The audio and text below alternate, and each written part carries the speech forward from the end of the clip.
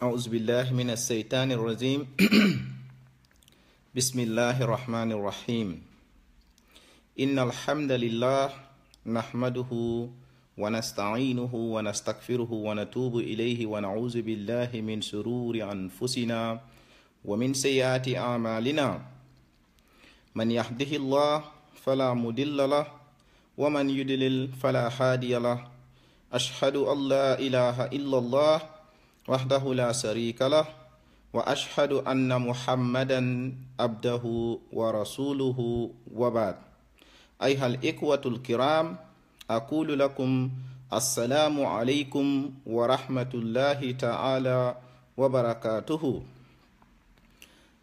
مبادئ برنا الله تعالى تنتو تبارك وتعالى مسلنا كنت يوم محمد صلى الله عليه وسلم mbe duwalaye anin sayibolu muniya lonko ila kato kan ila lokan fontol nga dino soto alama ale lajango soni andiye mboki juliti gana bunu sante sunu borom tabaraka wa taala julli si yenente bi sallallahu alayhi wa sallam diko ñaanal ak sahabatul kiram yalla ne yalla yokku sen leray video dum muneyatina bi ngake mbite live video fondinkew do mu yalon koy ka fay Suleiman Singul Niasse ay live video dole kanu kasi kamolla alifalu neng bari de ndete mbafala moli kanila alfalu neng andu ndete la alfalu nenna nsi nenno iten nenno le te Suleiman bari nte nenna anunte la alifalu nenna amna bena xale bu góor ku def live video mu ngi tudda Suleiman Singul Niasse di toog di saaga suñu kilifa yi ñoom Ousseynou Dabo di leen saaga ñoom May Fati di leen saaga ñoom Adama Barrow gis nga dafa am olof njaay lu ñu wax yar lum la mayul ñaaka yar du la ko may waaye nañ ko déglu tuuti rek moom lu mu waxoon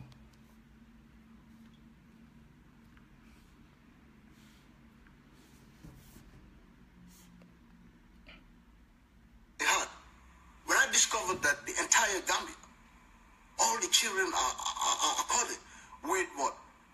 Education. The entire country now, nobody have to go and live in a how much more any them dicky boy looking for a guardian just to acquire education and all that is all eradicated. Because why education is at the doorstep of each and every citizen. Money Manulurek is one of those things that I looked at and I said, wow, brilliant. That is one thing that I want to achieve. But Gambia, today, what I will say, that very education institutions of our country are under threat. Under threat. Why? Because there is absolute negligence. They do not even care. Like I said, the students of the Gambia who were accorded, given free education, I am telling you, they still deserve that very thing. They deserve that and nothing less. If the government cannot strengthen that side of things, that budget that will ensure that the future generations of our country will be also granted that the same privilege, let it be the first nation in this planet that will do that. And we've done it. Under President Jammeh, he did it. Now, if he was working magic to do it, why not we work miracles as well? Trust me, man, this government should work miracle then. All right? To make sure that is in place. But hold on. Guess what? In Fonyi, as we speak, people are not going to school. Have you heard any of these people addressing that? Why? Because, the president who developed that country, who did everything for the Gambian people, who sacrificed his life, happens to be a Jola. Right. So this Jola have to be demonized, and his entire tribe have to be displaced in their own country. Now, I'm talking of genocide. You know, they lied before they run to the UN saying to them, oh, Genocide is looming in the Gambia because President Jammeh threatened to wipe out Mandinkas, which is a lie. Which is a lie. But are you all hearing today? Are they talking about the current threat of genocide happening in our source, in our country, by the way? Because the Senegalese are in the Gambia, taking positions where? In our land, in Fonyi. Will it happen in Kia? Will it happen in Dobo? If it was in Dobo, will Usainu Dabo be sitting down there talking rubbish? No, if my dad was alive, would they be doing these stupid, evil things? Would they? No, they wouldn't. So that's why they killed the guy. Gambia. No, if it was happening in Halifa Salah's constituency, I don't think that Halifa will be sitting down there seeing thousands of people not going to school because of ECOMOG or fully Senegalese soldiers taking over our land. Right? And threatening to start a war between an unprovoked war. Because we all know whether Gambians are aware of this or not. Let me tell you, this rebellion has been going on. Why the rebellion? Why did the people of Casamance rebel? Have you all ever questioned that? No. Because today we ourselves, we surrendered to slavery. We are enslaved as a people. By who? The same Senegal. What can you Gambians do? And you want to turn around and blame the people of Casamance for defending their sovereignty, their integrity as a people, their liberty, their sense of humanity? Because that is what they've been deprived of. Let us be honest. Today, you Gambians, what have you seen? What can you do? The Senegalese are in our country, fishing in our waters. Barrow is chilling in a hotel. Dabo is jostling to become the next president. They are trying to manipulate the constitution that you and I both voted for so that they can have their way. So they care less of your condition, you the ordinary citizen of the Gambia today.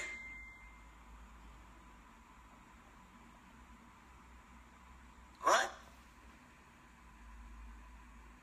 It's important that we... Okay. ñu ñëwaati nga mburu nan ko teke ale Suleiman Singulla kuma kango dolu moyle mampare folo mba ple la ñaata la ko teke ako Senegal sojarolu wolle Gambia occupy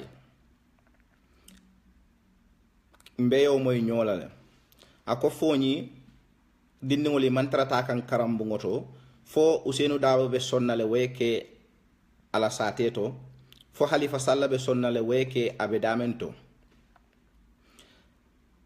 bari Suleiman wo koyte tela nyaadi le ko foñi kol foñi dindingol man trata kan karambu ngoto Suleiman ite be mem fo kay kam wala alfal len Suleiman kuluwo bete atale Suleiman kuluwo bete atale na tara yemem fo tonya kuma kanwala munu na tara tonya kuma wala yin right to le kafo barkana mulla alfalu den kila sallallahu alaihi wasallam ne ka silanin saibulani kachata akoy ko ala kam fata jongo kam muya lonko ayala wulula tonyi saibol kay ko kayfa zalika obe keno la nyaadile Musa la wulula tonyi obe keno la nyaadile saibol jakalta kila ko ni wandi alifa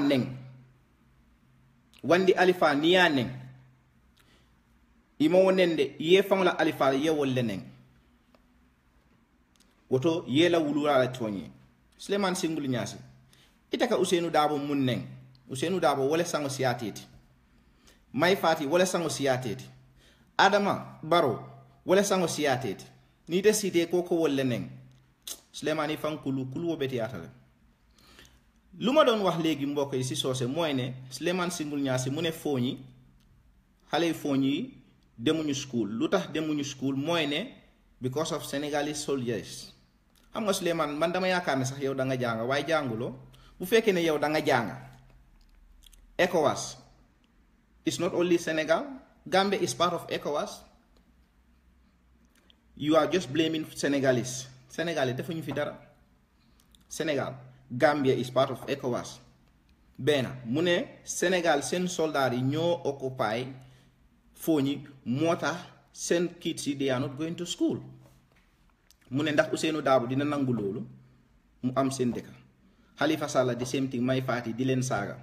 li ma waxoon si soose mooy ne Yonent bi sallallahu alayhi wa sallam dafa musoon a toog ak saxaaba yi mu ne leen ne yàlla mere na ki nga xamante ne tooñ na waajuram yéen bu mu ko waxee saxaaba yi ñu ne ko ne kayfa zalika loolu naka la mun a nekk yow nga tooñ sa waajur saxaaba yi loolu munuñu ko sax gom waaye xam nañ ne Yonent bi sallallahu alayhi wa sallam comme yàlla nu mu ko waxee si alquran bi wa ma yantiku anil hawa in huwa illa wahyun yuha la mu wax rek muy dëgg.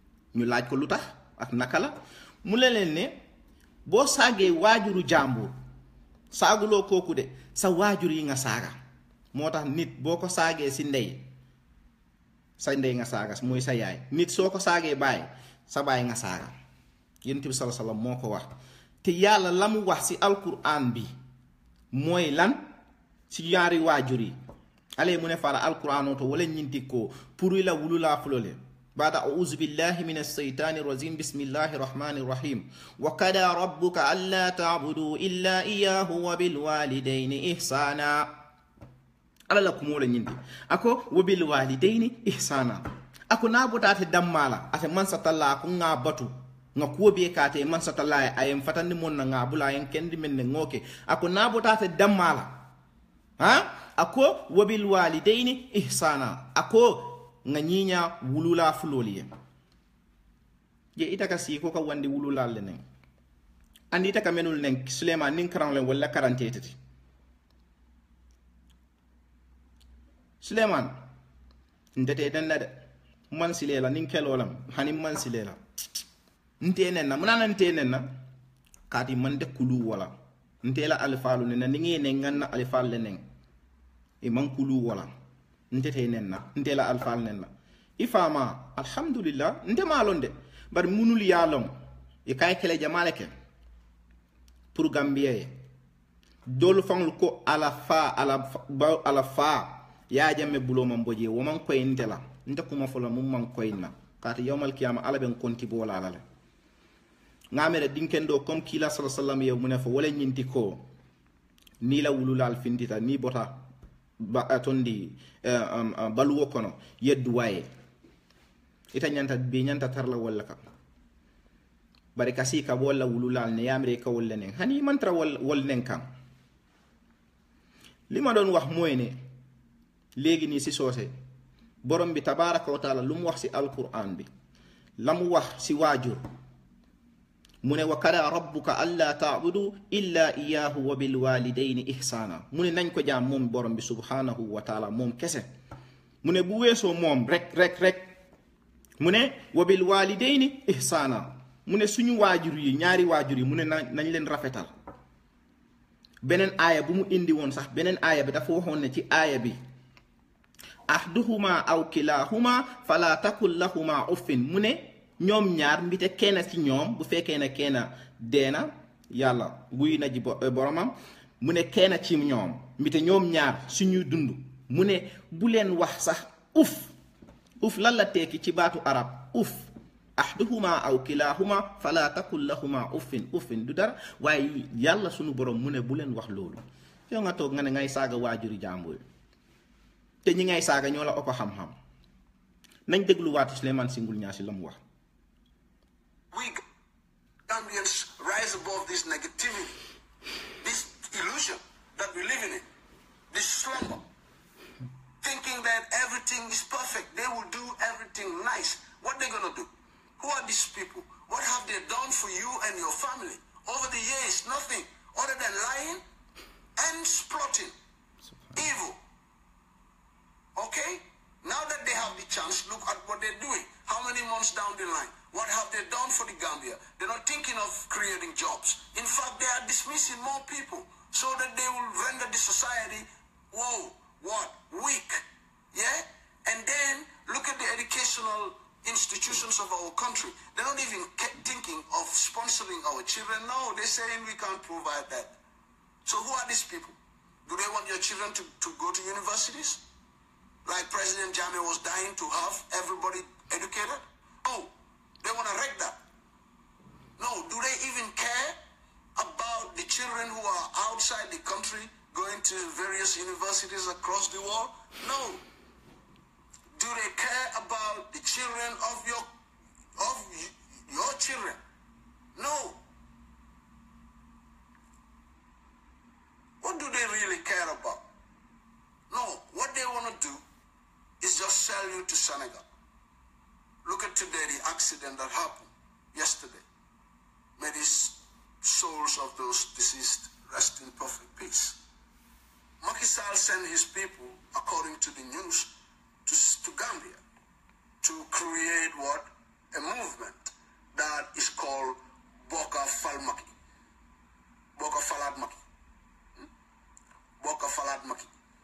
So they're going to be operating from the Gambia, having their machines printing voters card for Gambians, is it?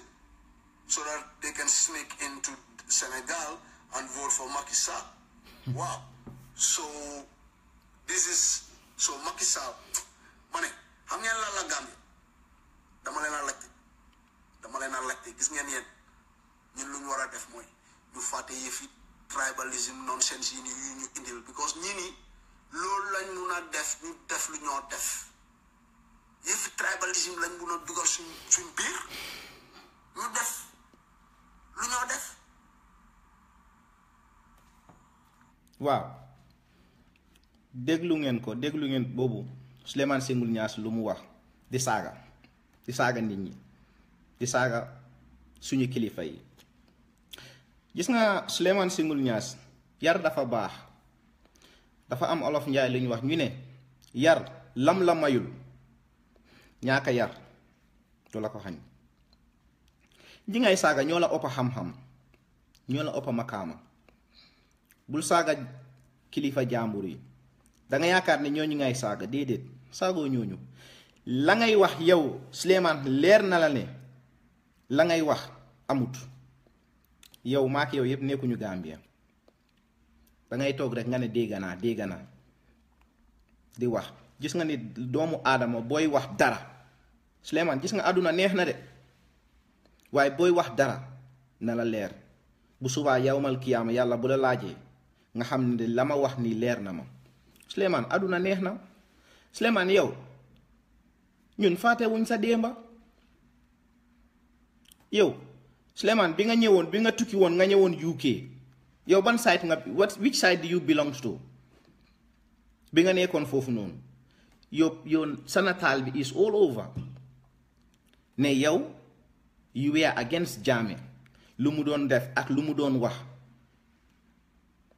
xanaa léegi danga ma doon si sama gis-gis man yow loolu danga ko doon def pour am kayit, loolu nga doon def si sama gis-gis. ak li nga wax yépp léegi rek nga toonaati nga ne déedéet. Souleymane Sengul Niass kul wo bete yatala de ite amre ko kam wala alfal nen. Souleymane nga fo nen ko entete nen nante la alfal nen katu mante kulu wala hani kumo ni ba fola kumo fo muyalon ko akoy tela bare mem man koy la kana fo ita kamenul ne natara nun ko tonya ko ita nu wol fula lem o wol doko mal o wol dingol ita nu wol fula lem ita wolu nen na de Souleymane wallahi isi buto ngolo ala ngata ngal la mo ala ko teke. Because other than that, what are they going to do? So these people, like I said to all of you, they do not have any plans. Have you ever heard of them even thinking of having a project, starting a project that will enhance the living conditions of the Gambian people like the APRC government was doing for the past 20 years? The truth is that in as much as they want to demonize this APRC, dama buga Gambia ni ñu wax dëgg man nekkuma fa woon APRC waaye dama ne as a government, you know what I admire them for? No, they did so much for the Gambia. ñi soo gisee ñu ñëw lan la gaay mun a indi lu nekkul foofu ba pare soo ceeb la fa gaay nekkee nekku defuñ dara de ñoom léegi ñu ngi yoga naka lañ mën a suñ doom yi naka la ñu mën a contrôler lii because lii moom booy duñ ko bàyyi mu dem waaw bii moom dañoo entrench suñ boppa waaw ñu toog booy xam nga am doole nii naan na moo tax gars yi di duga fu nekk di arrest ñii di daaxa ñii di lifin ñii di indi yëfi tribalisme ma ne tey rek gars yi ngi dem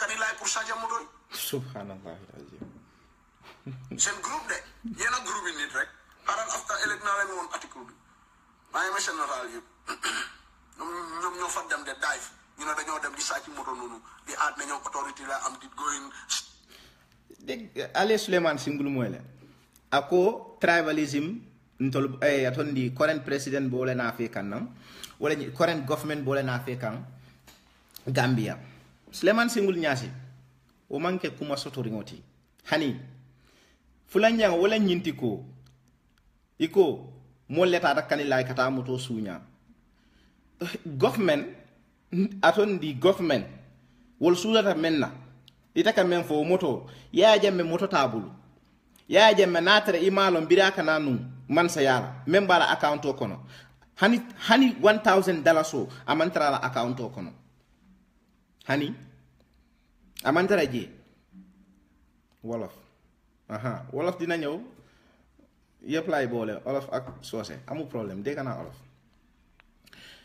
hani atala account o kono wo aw ikaw motol men fe itata ikafo men le tata sunya ita mala men mo sunya roti ni be sungo nyi la bi Gambia kono itambita yaya jamme le te sungo soto la kodek yaya jamme mo la ko do sunya la ay mo la fengol sunya ay mo la bankol sunya birin katon fokoyna say ko video na fena mo le na minuta rakali kata motol sunya du karol fena bilang mo le kanil lay lonko Suleiman Singul Niass lu mu doon wax léegi li ma waxoon si olof si soose mu ne tribalism di current government ñoo ko indi Gambia xam nga foofu sax lu tax du ma si bugg a sori Yaya Jammeh waxam sax du ma ko dee bugg a wax xam nga lu tax damay gën a meraati rek Yaya Jammeh bu fekkee ne tribalism rek Suleiman Singul Niass li ngay wax Yaya Jammeh moo ko indi Gambia ñun xamuñu woon loolu tribalism ñun xamuñu woon loolu Gambia Yaya Jammeh moo ko indi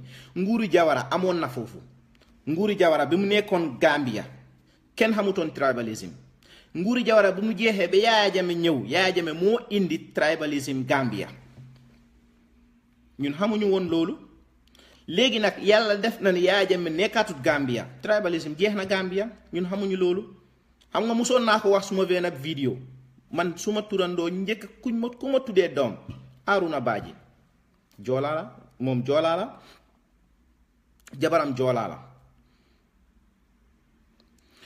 ñaareel bi ku ma tuddee tamit doomam Joola la ñu waaye ñun Gambia xamuñu sax wax bi sax yaa tax sax ma wax ay kii Joola la ak lii la déedéet ñun xamuñu woon loolu ay mbokk la ñun ñëpp benn lañ yàlla sunu borom loolu la wax mu ne inna akramakum indallahi atqaakum mu ne ku ma gën a jegeñ si yéen ku ma gën a ragal yàlla kon affaire yu Joola affaire yu soose loolu nañ ko tegee boor yow yaa ngi wax li nga xamante ne du dëgga loolu noonu Yaya Jammeh wala yaa naa fi nan na bankoo kam ali nga la mooy Suleiman la ko teke ay même fo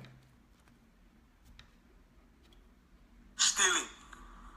They are caught red-handed, man. Look at these people. What kind of government is this? Yo, instead of thinking of what you can do for your people, no, they are giving us to Senegal. Senegal is fishing in our seas. Yeah? Can do see what that? Wow, whilst you send in chaos, boy, you talk beer Brikama, you get Karafu. Right? Sorry, please, no calls. Alright? I'm not taking any calls, man, at the moment. Let me just finish my program, and then I will take calls, all right? Yeah. Look at them today. They are in Brikama, okay, Gambia. Gayeng na patefu. So yo legi da nga tok nga ñew nga indi sa timbas nga am pour faire Sénégalais. Mu neex la naari la. Whether nga am forestry license be or not, Senegalese dang leen a fay. Okay? So there is so much going on.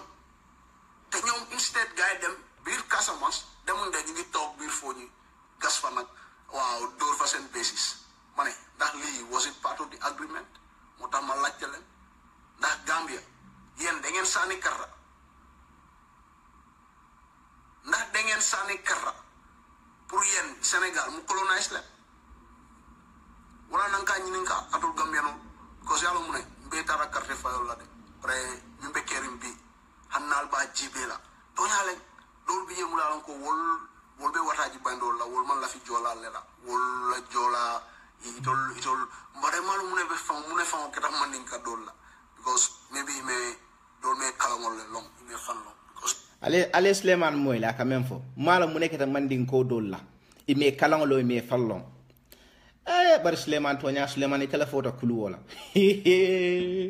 Suleiman singul nya si telefoto kulu wala Suleiman yi fan kañan dindingole muti i kamenul neng wallahi wal siyabate tele i ko mandin ko dol wal me fanglong wal me kalangolong toña la adiyata kanjol la jatoti ala la moy côté ke de ngeen Suleiman singul nya si lum wax mu ne amna yena sosé yi nga xamantene xamuñ sen bopa xamuñ lu ñoy def nañ ko deglu waati kos ni fallon nu balon na ko si fatam fanso damma wote na la non tol damma tema anu amma nyim fa damma tema jolani maniko no alta si wala na lafta maman hani samale wote maybe my fati le bala fenke yala rek ala fannon bal yala ya moy la ako nim mandin ko lafta mamanna alafta men fola wala nyinti ko alafta men fola wala nyinti ko salifa o ngal buti Suleiman ni ngala sonta wata kala wana ngoy ko Suleiman ite ngam ila kuwe janta jibe la yamre tita docteur yele kungu jibe mun be kungu kono itabe men foka itabe siring ibe sirin dula doloto itabe jam fadin Gambia la imo fo Gambia e ko kanto lene mandin ko Suleiman ite do ya batale ite de tribalism bang ya jamme wole wona fe nan Gambia banko kan abe dannatel la ning ala sonte insha Allah rabbi wata sotola mandin ka kunda jolawo surwawo ntol be mu kilingol ti Gambia ntol be mu kilingol ti Suleiman ibe nyim men fo kan puruka molu jahase ite wo kenola Suleiman yalon Allah subhanahu wa ta'ala ay min fala alquran ko nako innal munafiqina fi dalkil asfal minan nar ako nafikolo ila labandula dimba kono wala mu duumati yaaje me nyin sifala ke fanam bolé ibo singole noma ngata ali Suleiman lamoy deg ngeen Suleiman lum wax mu ne sosé buñ bëggé yengatu Gambia luñ leen di def wax gis nga Suleiman ki dañ ko wara xol lan moko jot ñu yobu ko ñu xol bopam ndax dafa febar dafa am bop febari bopa o non nañ ko deglu waati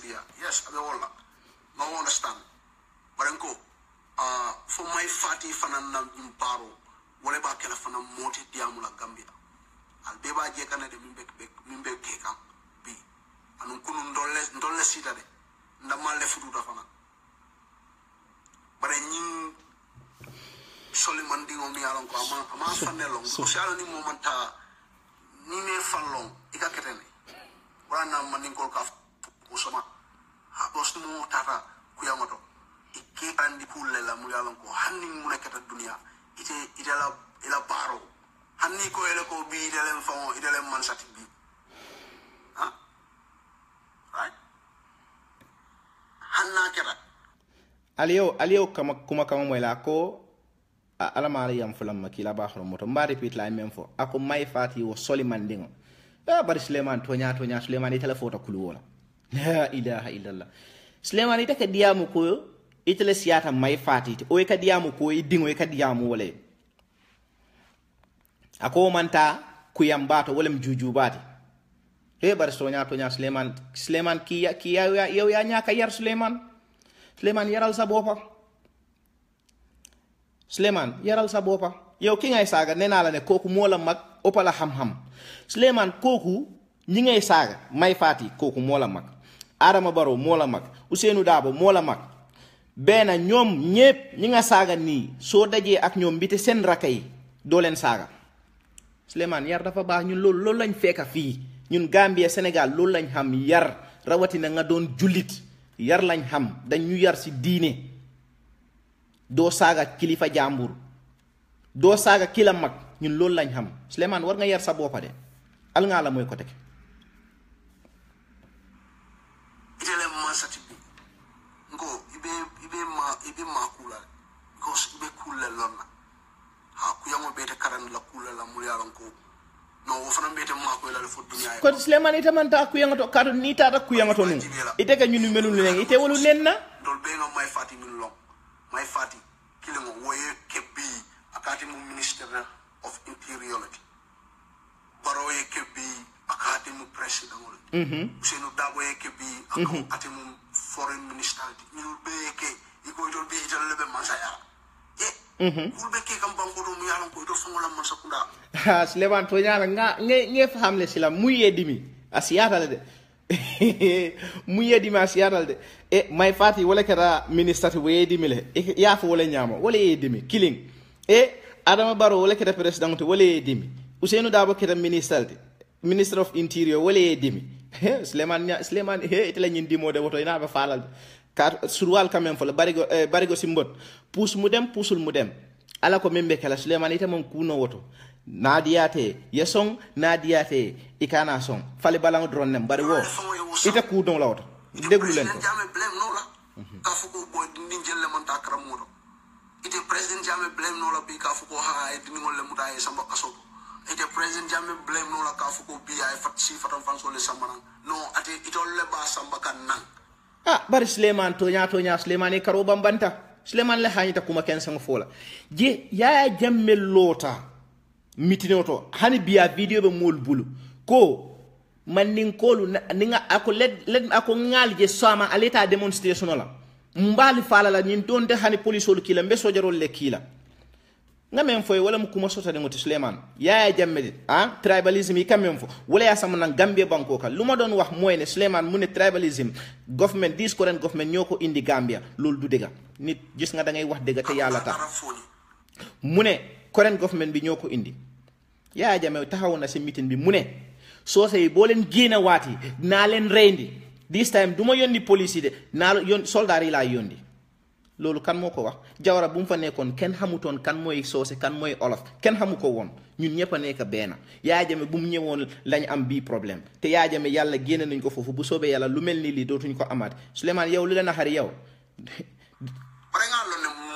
bari na de bi lafta su ñaaro le kala ji kan laaj mamay al ñaalo wala kam pour ka su ako nga ñaalo kanin lay le kan pour ka su ñaaro ke jembe mu ne su ñaala kanin lay Souleymane tolman su ñaaro long su ñaaro yalla me yolong ila keba ya jamme ay même bes kunum biraman ke man sati mo man kanin lay long wala mu kuma sotorandi mu ne ñun sosey dañ tek sen suñu bot mu ne fuñ ko tek kanin lay parce que dañ buga saaca lu fa nekk lañ buga saaca Souleymane Singul Ñaasi lu nekk kanin lay ya jame momu ko askanu Gambia ñoko mom ya jame bu mu doon ñew bay sikul sax lu gëna tuuti amuko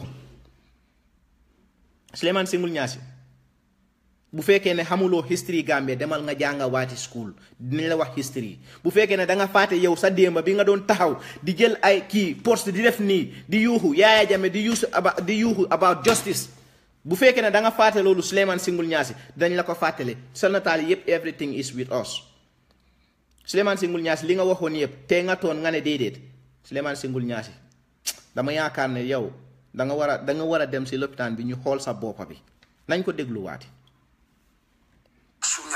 suñaaro no wanda dégala kay loolu laa gom mu ngi uti kayit la buga alimaku ntol la baro lo ñing soldaro mu bije alto yala ko laftare aleta aliafu woleko eta ila hajola fiti Gambia to latin ngol bula eta karamoto ila karamol ki exam o kana sile atol lebe man sa yala bi president Jammeh nene man ta ay bade bun kol bali karangola de dingol la de nene man ta a nyapita bade bun kol dingol kan wala kiyang kol wala nyirul kan de Suleiman Singul Nyasi kon yemem fo wala nyindi ko fo nyin ko dinno li mantrata kan karamu to katun current government wala adama barola government wala yatinna wal mantrata kan karamu to ako Yaya Jammeh manta badibu ndemu badibu nkolti ngafo e pura e koy ako Yaya Jammeh manta badibu pour ko ke Yaya Jammeh to nyala na manta badibu pour ko kede bari de alota la entol badibu nkol nen ako hanin na silo fang ata manala tewo silo nyi ga kate mem manala Suleiman Singul Nyasi de o mo be la silolti badibu mo be la badibu leti pour ay koy la ala ngala moy ko teke bare ni ma nya alla man sakunda to yala hanni mo mal fali al nyante miralale al yalon ko sama fanan kanale de an min bina sama al malo al ya dati nyamin amanyinya laftale nak ale ni yamaro moy anum alla ferol fanan albe mu tabikan ambe mal yamari la wo fanan yaje al nata nyamin al ye parti le londi al ko UDP ntol ngay mu long UDP to operator les sanyi mu wang aning wa sanyi mu wang ha parenko president Jammeh nene man lo akabe UDP bana aduta le kelo duta le de yes kelo duta le adimita okay ma to na kutol fore because atol man fello atol ni baro ñol belebe disem disem fenkoto anu ma fu mul borita itata isita tubabu do nonsense kadiamu nonsense of okay no I'm talking of the real struggle right because nga jele ñinul famondisa these people are very ungrateful ko gambianul UDP ko Jamal bije bi al ñinata rek alla baro fo ya itandi le de alla kuma ko ngol ya itandi le de alla baro na alla kuma kam wala long bella moy kam ganjele la pap ani gamera singul nene fa mom balu singul ado an ñom fisiru walle mo soto wala na Gambia ñinul se kuma klim falie you see use and abuse and treat you as the fool is what the game that these people play. Look at what they're trying to do or what they did so far. Can you imagine? Independence Day, they never even mentioned President Jammeh, not once. Aliyam fo ma men kallama men kan jibe bari ñim fo ngajele bari Suleiman Singul Nyasi tonya ñim mantra fambulu ako Independence Day even once Adama Barrow mang ala speech among hani President Jammeh name ka mention bara diata kanjol la jatoti mune besi independent bi Adama Barrow mention waxu turi ben yon turi Yaya Jammeh kon Yaya Jammeh important na de kan may wax turam bu fekkee ne da nga bëgg Yaya Jammeh ñu wax turam bi ci Independence Day Suleiman Singul Nyasi demal ci stade bi nga jël mic bi nga taxaw nga wax turi Yaya Jammeh pour ñu dégg ko Adama Barrow soxla wut muy toog mu ne muy wax turi Yaya Jammeh nee naa la ne moom mooy suñu Firawna Gambia Firawna sax déedéet because Firawna kooku noonu du daf daan rey góor yi at bi bu reyee góor yi beneen at bi du reyaati góor yi waaye Yaya Jammeh rey na góor yi Yaya Jammeh rey na jigéen yi Yaya Jammeh tëj na suñu paay Yaya Jammeh tëj na suñu yaay nga ne duñu wax turam bi Adama Barrow def na speech am bi from A to Z waxu turi Yaya Jammeh Suleiman Singul Nyasi meye dimi asiyatala bare ita kunola je ala ko membe kala Suleiman ita tawnola ita ta kunola je ndeni ita bendel ta kunola woto ala ko Yaya Jammeh bi abe bola nyum banko kanne ala ya bondi je nka ay mol le soron ay mol fa ay mol ay mol bay tara fen ko la atondi exile mona mantra exile bi wo mustatin leti Suleiman Singul Nyasi dindingole muti adoman domang yekudo ke bari nga faham le imaje mole men safe sai ko ibe kayti ni non la katu wata tambida nun itata nun ite you were full time UDP iya struggle kele kon ila struggle okay saya nga understand ite be kayti ni non la nun pa ka ñaari bor nga ba nga don uti kayit okay ñu demaat ñu deglu ko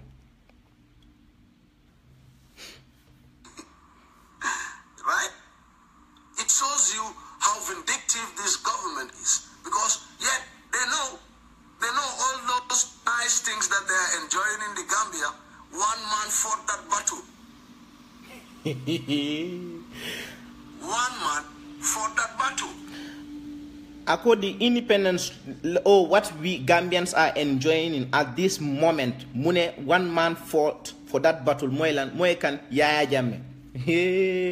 Sleman Singul Niasse yaa mun a meew demba cuuraay gerte bu nga reeree woon saf na meew torop la ilaha illallah olli Yaya Jammeh moo ñu faytal ñun pour ñu am lu ñu am tooñaal against all odds to make it happen for Gambians. No, I was on the other side firing shots every day, yeah, against him. And I'm thinking today that look at these fools. They're all enjoying, yeah, the labor of the man we all used to hate, yeah, yeah, yeah, okay. But then, why them? What do the people do? Gambians were very determined to lie, subhanallah to plot, subhanallah to snitch. yalon kammen fo Sleman la kuwoto yamoyle ako Gambians are determined to lie. Sleman mo tujaay mo bele nen silang Sleman diamo ka kumo karang mbite ka diamo ni abetiatale Sleman Singul Niasse ye Gambia bele nen yalla ñing xam nga li ñun ñepp ko degando mu ne Gambians they are determined to lie xam nga bayit fa ken way Sleman ya ñaka yar nañ ko deglu waati to deceive, to blackmail. You know, this man was just encountering all sort of negativity from the Gambian people, ourselves. You know, now when I hear them say, "Oh, let's come together, we work." Hold on, how are we gonna do that? For 22 years, people have just been lying, discriminating, insulting to help the other side, right? No, and it's the same Gambians who were also lying to each other, against each other. You understand? Because this is something that I want Gambians to understand, because that is the reality of our society. Look at today, right now, yeah? Barrow employs somebody, another one came from the other side and said, oh my God, look, I want you guys to be very careful of this person. This person is a Jammeh loyalist. You see? And another one came and said, hey, you guys better be careful. You know, Savage, you know, CDS and all these people, they're all loyalists to Jammeh. So we have to get rid of them.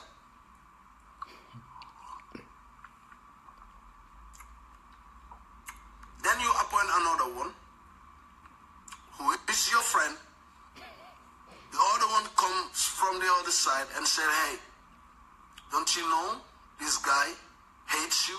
He was saying that he have access to you now. He's gonna take you to the marabouts. He's gonna kill you and all these things. Bam! And you start looking at that person with a different eye. Whilst the liar, the aim of these liars is just to make sure that they get to you and secure their promotion. xam nga Sleman li nga nekk di wax ni lum nekk di wax ni mooy ne mu ne Adama Barrow he appointed someone ñu indi kii ñu ne def lii ñu ne ok ñoom Savage ñoom kii they were loyalist to Jammeh. Gis nga man ak yow Sleman Singul Niasse we are not in the Gambia nekkuñu Gambia at this moment.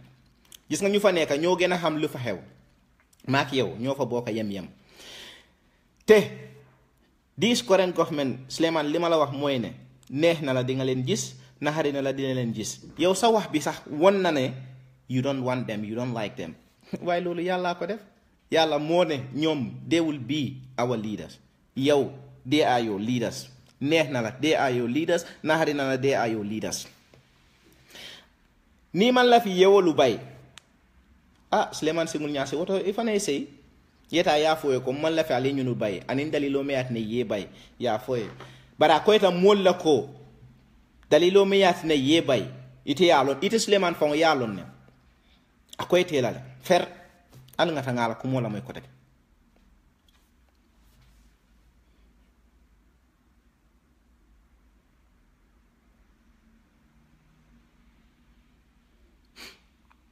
their recognition and possible promotion.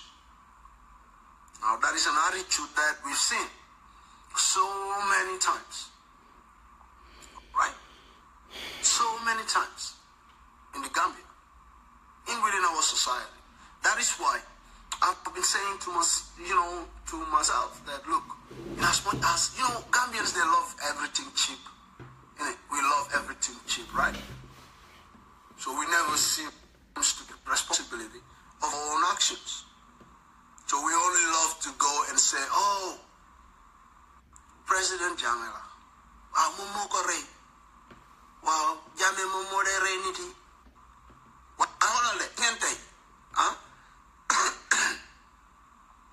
I'm not going to get the flu garau, Siron, the Yagulenko. Now, my Nahlegi, Munayon, Barrow, Momoneka, the unity, put you them can like push up me. The Molina elected it. Barrow Moneka decided to group Bohame. They think that they have access to Kanilai, they know the people there, they go and blackmail them and take cars of President Jan that belongs to him. That is not state car. Fanla Gambia Momelul. Gambia. Just because he's a president, so he doesn't owe anything. He doesn't own anything anymore. Whatever is in Kanilai belongs to you. Man, them talk man. Yefi sacha you moilan. Don't them. Mune yefi sacha you moilan mune dafa government be like the current government dañ yoni nit ñi ñu dem Kanilai di sacha fofu ay moto. Di wax ne di moto bi it belongs to the government. Gis nga lima waxoon sànq rek loolu laay bamtuwaate Sleman yow saaca bu fekkee ne saaca rek ngay uti Gambia saaca kat bu mag Yaya Jammeh mooy saaca kat Yaya Jammeh dafa saaca bàyyu Gambia dara gis nga Kanilai bi ngay wax bu la naxaree Sleman bu la naxaree de di nga dee de maa la ko wax Kanilai lu fa nekk yépp it belongs to the state. It belongs to the government. Ñun Gambia ñun ñoko mom. Yaya Jammeh momu fa dara. Halan wala kasiran momu ko. Nga ne ding ñu wonal video bi. Ding ñu won natali ne ñu fa dem di saaca. Won ñu natali ñu ngi lay xaar. Won ñu natali ñu fa dem saaca. Gis nga Kanilai soxla wuñu fa dara. Luñu fa soxla moy ne what belongs to the state. Loolu la ñoo jël ñu indi ko ñu tek ko. Yaya Jammeh lu mu am momu ko. Gambien yi ñun ñoo ko moom ñun Gambien yi ñun ñoo ko moom ngay wax saaca government bii de bu fa nekk da xam saaca gis nga saaca ku ko xam sa boos Yaya Jammeh kookoo xam saaca kookooy saaca kat bu mag bi sooy uti saaca kat nga gisuloo Yaya Jammeh dootoo amati saaca dafa saaca xar yi nag yi sax dafa leen di saaca waaye Sleman Single Nyasi yaa mun a meew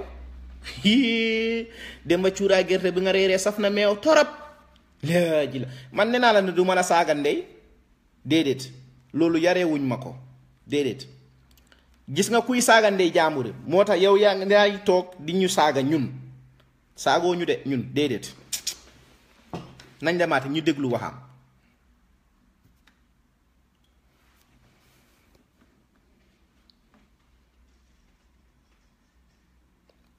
dem hasuli boy ñen nekk ak government rusulen ragalul leen dem leen ngeen ut loo leen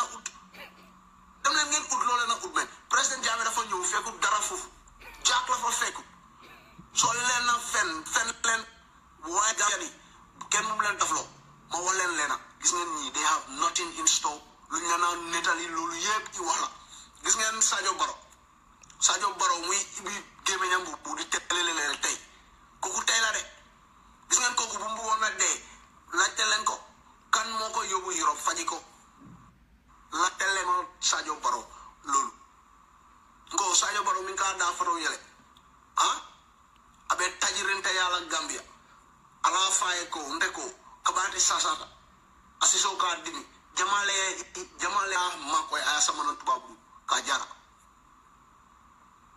alon ko fisiru wale ya Gambia no ate mol watila de nintol be man nin fisiru wale ya bula ngin nafika ya bula nga tonya muda nga lonko tonya le fanam bento sambala mo jam wala bento tanan la samare ko ya ñim be mu dunya takku ñim diamu bambal to satarangol all this nonsense ngo abe danta ñin dunya la to anu min kata dunya mo bu ko reverse no there is no justice in this world ain't no judge that will ever grant my father justice not all justice for go justice be min tole who owns it who have it who can grant us justice say ngat la diamu lan dije nga Sleman la diamu lan dije silam mbe man fola mbadi ngole muni yalon ko ibe Gambia ni men mantara Gambia ale ngamuta ko Sleman kule katala andum kule fane yadimi al kana nen mo kana bane ala bula je bari nga tonya fay kalan tonya wo man kutinya mo kana bane nga tandala ko ntolu yen tolu kuluwo wala betiyata kuluwo wala importanta mo ni kuluwo soto dron nin kuluwo me so menna kulubaliate so no lola muk kuluwo betiyata la hadama do nyante fon kulula le kamolla alfal nen na fatala alama عليه كايرو كني كيلا باخر موت اللهم ربنا آتنا في الدنيا حسنة وفي الآخرة حسنة وقنا عذاب النار ربنا لا تزغ قلوبنا بعد إذ هديتنا وهب لنا من لدنك رحمة إنك أنت الوهاب اللهم تقبل منا صلاتنا وقيامنا وركوعنا وسجودنا برحمتك يا أرحم الراحمين يا رب العالمين alama عليه كايرو كني كيلا باخر موت momo ko wandi alfanen alimbala nga kolla sotono momo ko wandi alfanen amala alfal bunya nila alfal bunya dron ite wandi alfanen kila sallallahu alaihi wasallam ala kumola wati yam momo je draka wandi alfanen dron amari mala alfal bunya gis nga kep ku ngeen di gis muy saga ndey yaay jamur mbite baye jamur koku respectut yaayam respectut papam gis nga so respecté sa yaay nga respect sa papa do saga yi wajuru ken yenenti bi sallallahu alaihi wasallam moko waxon comme luma ko waxon rek ci début bi rek ci commencement bi kep kuy saga ndey yaay jamur mbite baye jamur yow joxulo respect sa wajuri so joxe cieur sa wajuri do saga wajuri jamur yenenti bi sallallahu moko wax mu ne so sagé wajuri jamur sagulo ko de sa wajuri nga saga kon nak kep ku koy def nang ko baye soko baye te nga xamne sa wajuri nga saga yaay jamur saga baye jamur defulo ko alama ale kayro kenye kila ba horo moto ntolle nyin Gambia banko ka tan ntolle tamati Gambia be ntolle tamati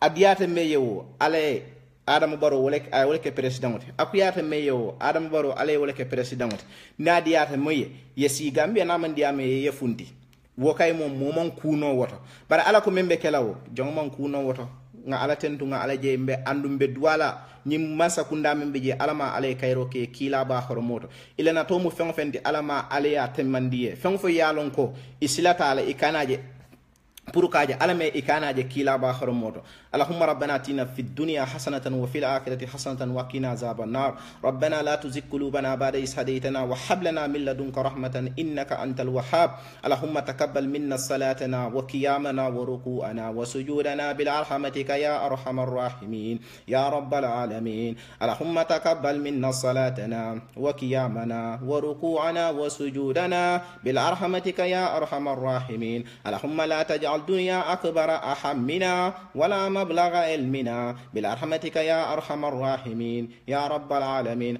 اللهم إنك عفو كريم تحب العفو فاعف عنا برحمتك يا أرحم الراحمين يا رب العالمين إن الله وملائكته يصلون على النبي يا أيها الذين آمنوا صلوا عليه وسلموا تسليما صلى الله تعالى عليه وسلم سبحان ربك رب العزة عما يصفون والسلام على المرسلين والحمد لله رب العالمين ألم عليك يروكني كلا باخر موت غامبي بانكو كلام عليك يروكجي كلا باخر موت على بركة